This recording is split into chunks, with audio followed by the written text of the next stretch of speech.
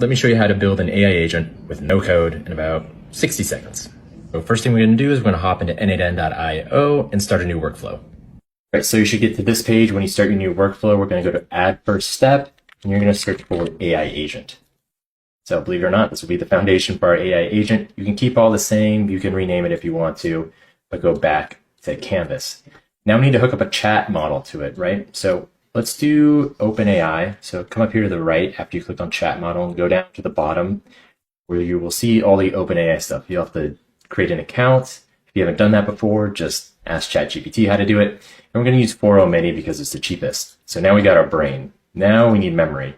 So click on memory, and we're just going to do Windows buffer memory because it's the easiest. Context length, 5 works fine. That means it's going to remember the last 5 messages you gave it. Cool. So our AI agent already has a brain and it has memory. Now it needs tools to actually call on. So let's just give it a few different ones. I'm going to give it a Wikipedia one. We don't need an API for that. Next, I'm going to give it the ability to do Google searches. Again, this requires an API, not too hard to do. And then I want it to also be able to send emails. So for our email tool, we actually have to set some stuff up with this. Obviously, you're connected to your Gmail account. We want it to send messages, but who do I want it to actually send messages to?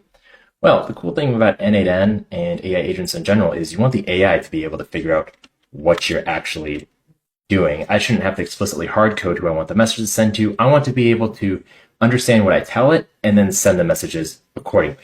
So the way we do that is we go to this to section, hit expression, give it double curly brackets, and you should see some options come up. One we're looking for is from AI. Now, what does that mean? That means it's going to fill this out based on what the AI thinks is appropriate. Then inside the quote, we're just going to put recipient. So it should understand based on our message who the recipient should be to.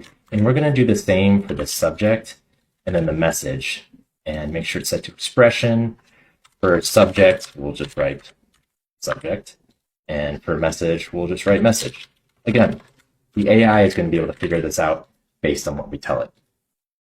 So right here, AI agent is actually done. We have all the major tools and stuff that comprises an AI agent. We have the brain, which is the OpenAI model. We got memory, Windows buffer memory. And then we have 3 tools it can choose. And the AI agent itself will decide, based on our conversations, what tools to use. It's not always a set path. Sometimes it will use all of them. Sometimes it won't use any. So let's try a message. Oops, so we're just going to go to chat here on the bottom. And it'll bring up this chat window. And I already tested it out here, but I'll say, hey, find an article about DeepSeek and then email it to me. And I gave it the email I wanted it to go to. We could even set up some sort of contact database to this and it would be able to do that as well and actually pull from it without me explicitly giving email. So hit send, and you can see it working. It's using the Google search to find that article, and then it calls on the Gmail tool. Then it actually sends the email, which is pretty awesome. And we use virtually no code for this, and we just created an AI agent with multiple tools in 60 seconds, 90 seconds?